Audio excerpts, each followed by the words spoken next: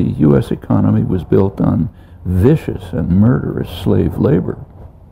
These slave labor camps in the South producing cotton that would have impressed the Nazis. And they were quite efficient. Efficiency was in fact increased. Productivity was increased rapidly through the technology of a bullwhip and a pistol, just by torturing people much more viciously. And that's the source, that's a large part of the source of the modern economy. Not just cotton, of course, was the fuel of the early industrial revolution, but it's not just cotton production. Cotton production, which expanded over the world, based very heavily in slave labor camps here, was the basis for the development of a lot of the merchant class of early industrialization. The biggest industrializations anywhere were the textile mills in Lowell and Lancashire and so on. Developed the financial systems which were used to finance it and arrange interactions. It became globalized.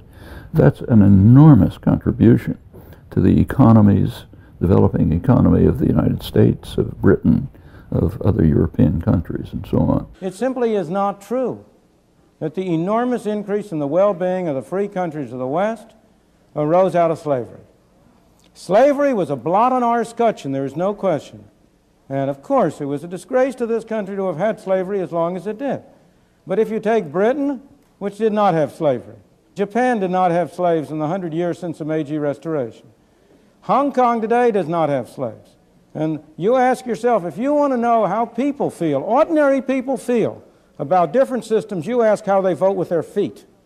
And you ask whether it's Hong Kong that has to put up police to keep people from Hong Kong going into China, or it's China that has to put up police to keep people from China going into Hong Kong. So look at the way people vote with their feet before you judge which society gives them better conditions. But I'm not even talking about the effect of imperial aggression on developing the economy. I mean, the idea that economies develop through market systems is so grossly false that you can hardly even talk about it. Of course, I talked about the United States, but the same was true of England before it, basically the same methods, and of every other developed economy. Germany, France, France, for example, it's estimated that about roughly 20% of France's wealth comes from murderous, vicious slave labor in one colony, Haiti, which France virtually destroyed and is still contributing to destroying today. They participated in throwing out the elected president a couple of years ago. And that generalizes around the world. In any event, let me go to the final point of colonies. In the first place, it's not true that the wealth or the benefits of the West derive from exploiting the colonies. The facts are against you. The reason why you say that is because it is so hard for people to get out of the notion that life is a zero-sum game. They think if one man benefits, another must lose. But in a free market, both people can benefit.